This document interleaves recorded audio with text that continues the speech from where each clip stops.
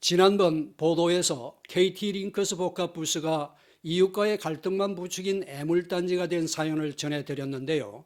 이 갈등이 결국은 주차 문제 시비로 이어지면서 40년 이상 어린이 교육에만 헌신해온 노년의 유치원장을 한순간에 아파트 경비원에게 따귀를 때리고 막말을 퍼부은 폭행범으로 몰아버리는 사건을 불러오게 됐습니다. 하지만 취재 결과 이 폭행 사건 뒤에는 알려진 것과는 전혀 다른 놀라운 반전이 있었습니다. 한상덕 기자가 취재했습니다. 경기도 군포시의 한 유치원 앞 도로입니다. 대형 화분들이 중앙분리대와 길가 도로에 줄지어 놓여 있습니다. 주차장 출구에서 차를 꺾는데 애를 먹도록 하려는 고의성이 짙습니다. 또 유치원 앞에서 어린이들을 태우고 내리는 통학버스까지 주차 단속을 하고 심지어 등하교를 돕는 학부모들 차에까지 주차 위반 딱지를 붙이는 통에 이 유치원은 몇 년씩이나 고통을 겪어야 했습니다. 문제 당일에도 주차 단속에 항의하다 폭행 문제로까지 불거지게 됩니다. 그러나 언론에서는 때마침 있었던 갑질 피해 경비원 사망 사건에 꿰맞추어 과장, 왜곡, 몰아가기식 보도로 자신을 한순간에 파렴치한 폭행범으로 몰아갔다고 분통을 터뜨리고 있습니다. 이거는 누구나 있을 수 있는 시비 다툼 정도지, 제가 그분을 이거 매일 보는 사람인데 제가 어떻게 얼굴을 때리고 스티커를 뭐를 30장을 가지고 뭐 얼굴을 갈겼다. 그 경비원이 전부 거짓말입니다. 오마이뉴스의 첫 보도를 그대로 인용해 당사자에 대한 취재도 제대로 없는 편파 보도였다는 것입니다. 오마이뉴스는 저하고 얼굴도 보지 않은 사람입니다.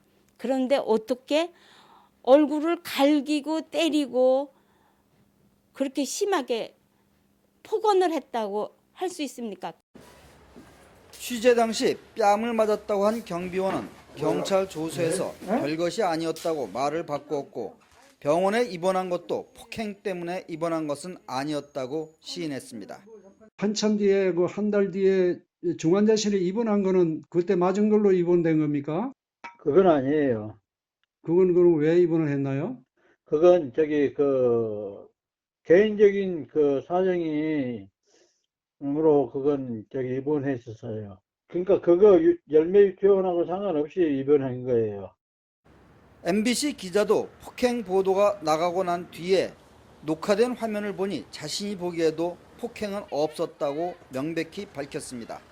제가 CCTV 확보해서 봤어요.